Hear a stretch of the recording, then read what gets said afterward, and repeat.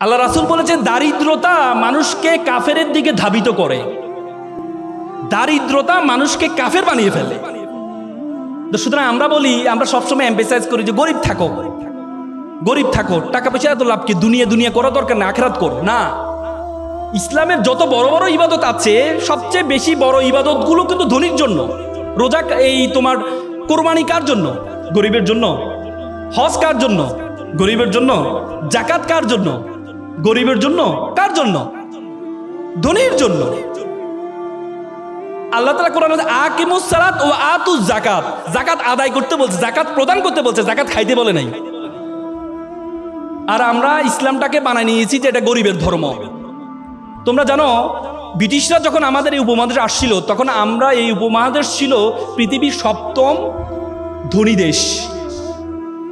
সপ্তম ধনী দেশ ছিল যখন ব্রিটিশরা আসছে। আর যাওয়ার পথে আমাদেরকে সবচেয়ে ফকিরি দেশে পরিণত করে গিয়েছে।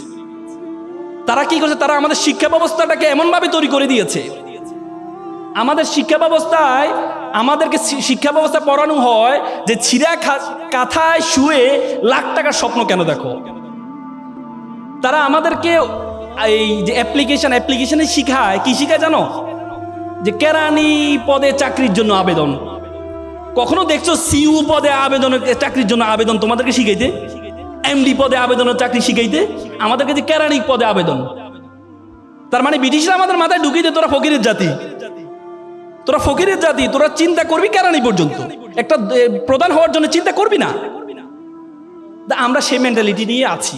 বড় স্বপ্ন দেখতে পারি না, এমডি হব সে স্বপ্ন দেখতে পারি না, বড় ব্যবসায়ী হব স্বপ্ন দেখতে পারি না, সে স্বপ্ন দেখতে পারি না। এই জন্য তুমি যদি, আমি বিশ্ববিদ্যালয়তে বের হওয়ার পর আমার চিন্তা ছিল আমি চাকরি করব, সরকারি চাকরি করব। এরপর বললো না, সরকারি চাকরি করলে তো আমি তো অসৎ হইতে পারবো না, অসৎ হইতে পারবো না। আল্লাহর রহমতে আমি একটা স্বাধীন পেশায় আছি, স্বাধীন পেশা আছে। আমি যখন ওকালতি দিতে ঢুকি, প্রথম দিনে আমি স্যালারি পেয়েছিলাম 100 টাকা। একটা শুনানি করেছিলাম, জামিন করেছিলাম, সিনিয়র আমাকে 100 টাকা দিয়েছেন।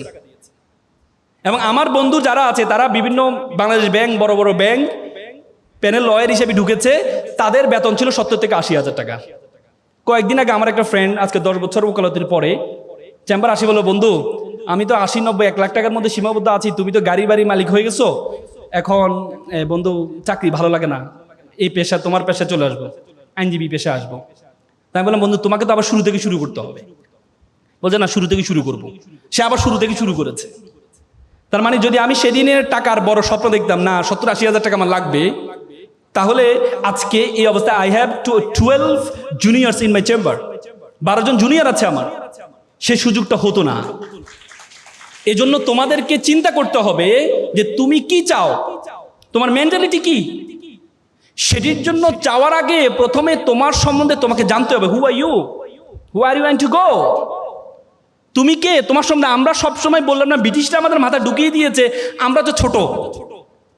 দেখো, আগে আরবরা বড় বড় ব্যবসায় পরিচালনা হইতো, আর এখন মুসলমানরা একটা কনজিউমার জাতিতে পরিণত হয়েছে, ভোক্তা। ওরা বানায় আর আমরা ভোক্তা, অথচ আমরা হওয়ার কথা ছিল সবচেয়ে বড়।